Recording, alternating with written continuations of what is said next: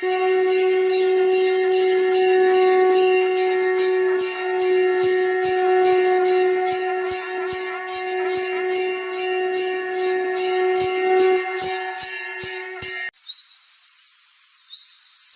आया तो हर तरफ होली के त्योहार की तैयारियां शुरू हो गई। इस बार होली का उत्सव कैलाश पर्वत पर मनाया जा रहा था। वहां पर सभी शिवगण होली की तैयारियां कर रहे थे। माताश्री, पिताश्री, ये देखिए, मैंने कितने सुंदर फूलों के रंग तैयार किए हैं। और मैंने भी। अरे वाह, मेरे बच्चों ने तो बहुत सुंदर होली के रंग बनाए हैं। अब मैं सबके लिए स्वादिष्ट पकवान बनाऊंगी। पकवान? माताश्री, मेरे लिए लड्डू जरूर बनाना। आपको तो पता ही है कि मुझे लड्डू बहुत पसंद है। हाँ हाँ, पता है कितने पसंद है।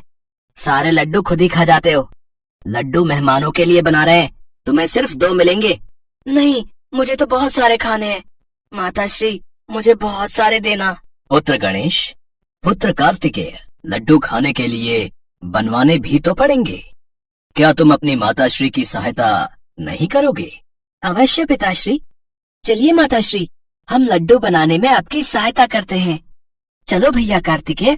गणेश जी और कार्तिकेय दोनों माता पार्वती के साथ होली के लिए पकवान बनाने में मदद करने लगते हैं।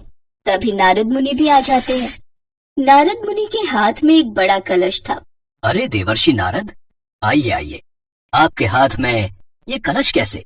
प्रभु, होली की तैयारी में सभी अपना अपना योगदान दे रहे हैं। मैंने सोचा मैं भी कुछ इंतजाम कर लूं। इस कलश में गुलाल है प्रभु।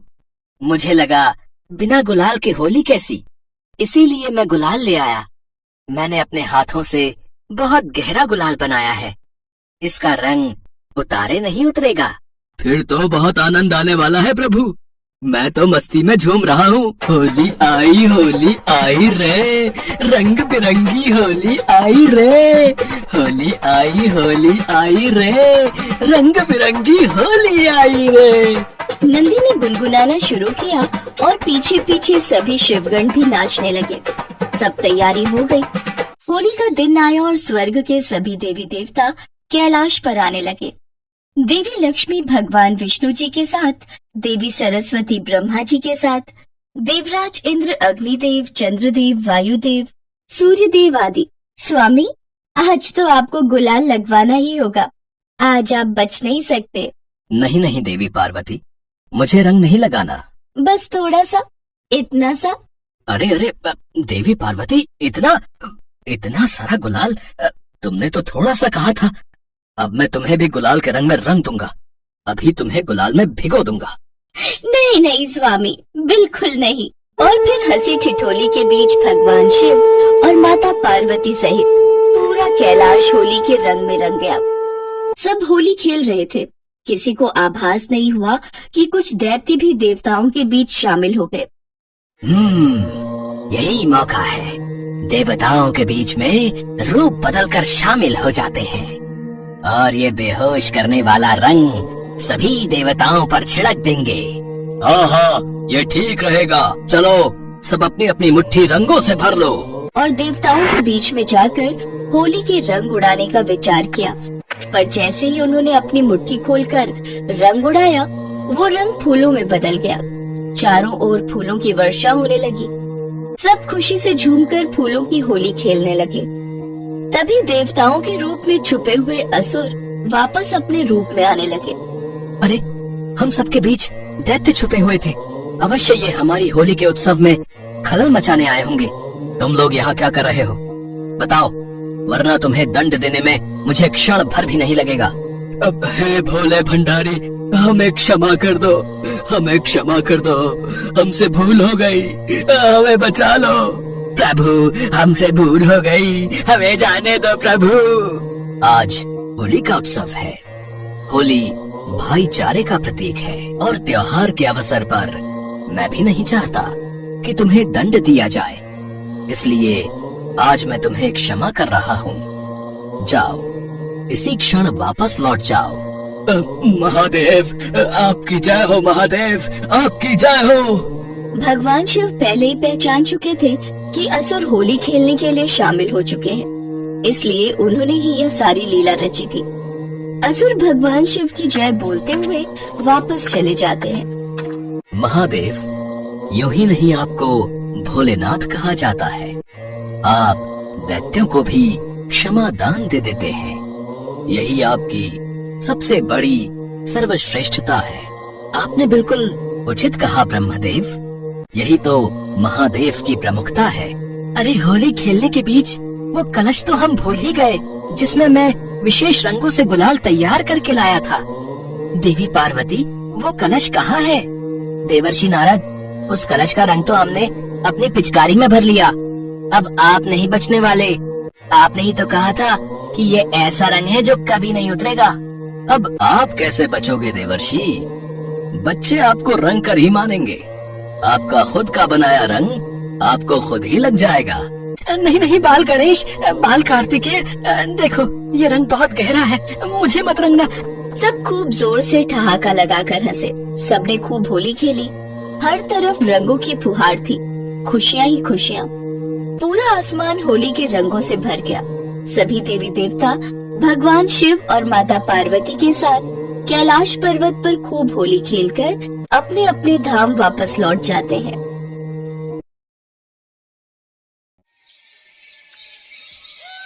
जय शिव शंकर चाचा जी। जय शिव शंकर कुमकुम बिटिया। जय शिव शंकर मौसी। जय शिव शंकर कुमकुम बिटिया, अपनी साइकिल दौड़ाती हुई कहाँ जा रही है? मौसी, शिव मंदिर जा रही हूँ। आज सोमवार है ना, तो भगवान भोलेनाथ का दूध से अभिषेक करूंगी और खीर का प्रसाद भी बनवाना है। मंदिर में दूध और चावल दे आई थी, पंडित जी राह देख रहे होंगे, खीर बनाने में उनकी मदद करूंगी। जीती रहे बेटी, सचमुच कितनी प्यारी बच्ची है। भगवान शिव की कितनी पूजा करती है। इसके लिए अच्छा सा लड़का मिल जाए और इसकी शादी हो जाए तो इसके माता पिता की चिंता दूर हो जाएगी। कुमकुम एक पढ़ी लिखी संस्कारी लड़की थी। वो बचपन से ही भगवान शिव की बहुत पूजा करती थी। कुमकुम को ये संस्कार अपने माता पिता से ही मिले थे। ये लो माँ, ये लो बापू खीर का प्रसाद। अच्छा, मैं राधा के घर जा रही हूँ। सुबह से उसने कितनी बार बुलावा भेज दिया। सुनो जी, कल कुमकुम की सहेली राधा की शादी में भी जाना है।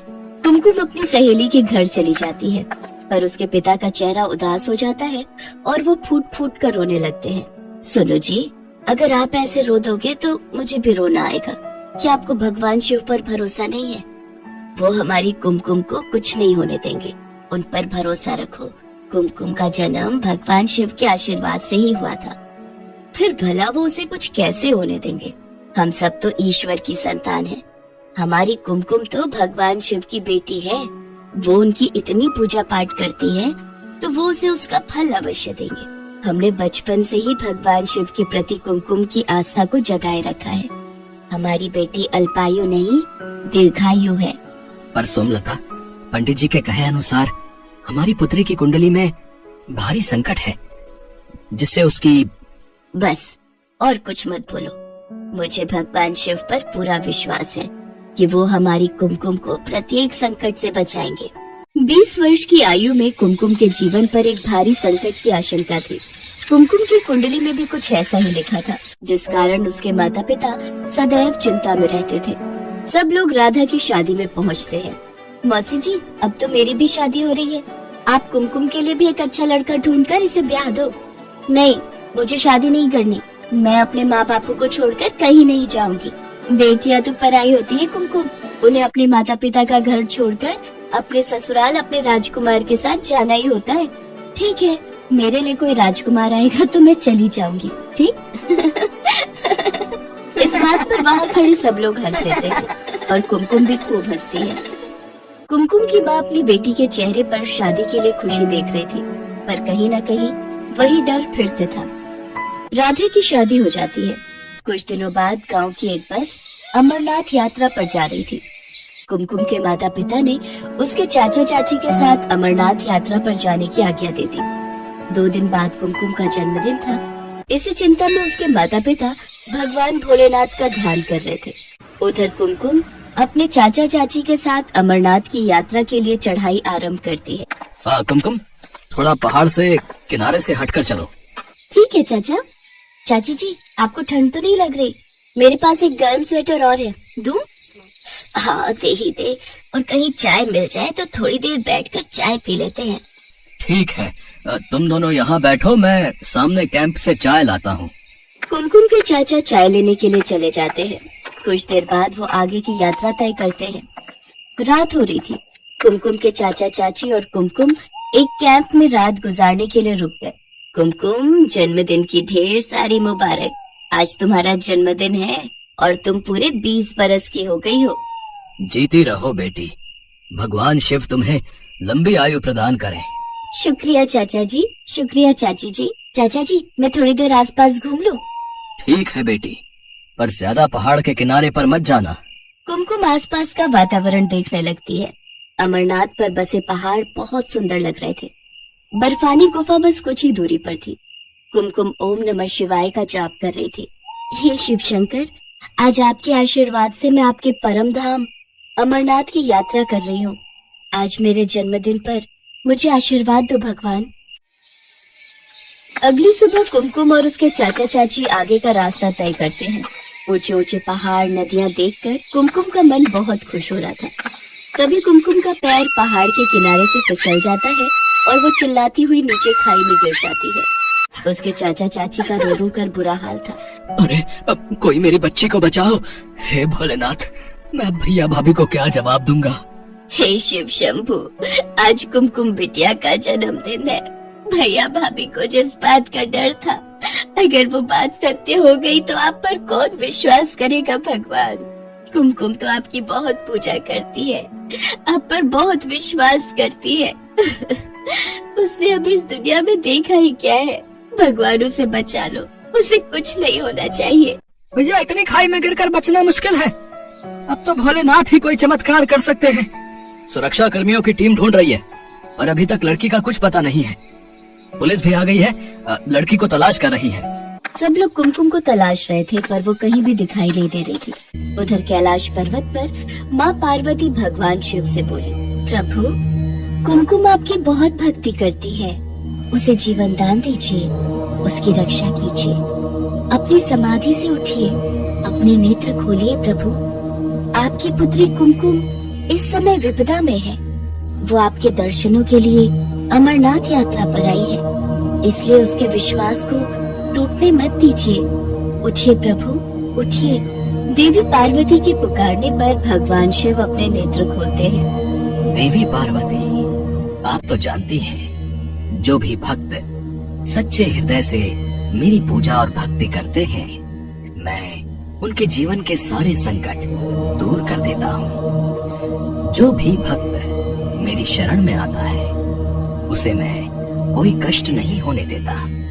कुमकुम ने सदैव मेरी पूजा और भक्ति की है। मैं उसके जीवन पर आया संकट दूर कर गई। आज उसे दीर्घायु प्रदान करता हूँ। कुछ देर बाद कुमकुम झाड़ियों के बीच बेहोश पड़ी दिखाई देती है। उसे जरा सी भी खरोच नहीं आई थी। ये देखकर सब लोग हैरान रह जाते हैं। कुछ देर बाद कुमकुम को होश आता है। सब लोग इसे भगवान शिव का चमत्कार मानते हैं और ओम नमः शिवाय का गुणगान करते हैं। कुमकुम अपने चाचा चाची के साथ बाबा बर्फानी के दर्शन करती है और उनसे आशीर्वाद प्राप्त करके खुशी खुशी घर लौटती है। कुमकुम के माता पिता को भी सारी बात पता चलती है। वे भी भगवान शिव को धन्यवाद कहते हैं। भगवान शिव की उपासना और पूजा से आज कुमकुम को नया जीवन दान मिला था।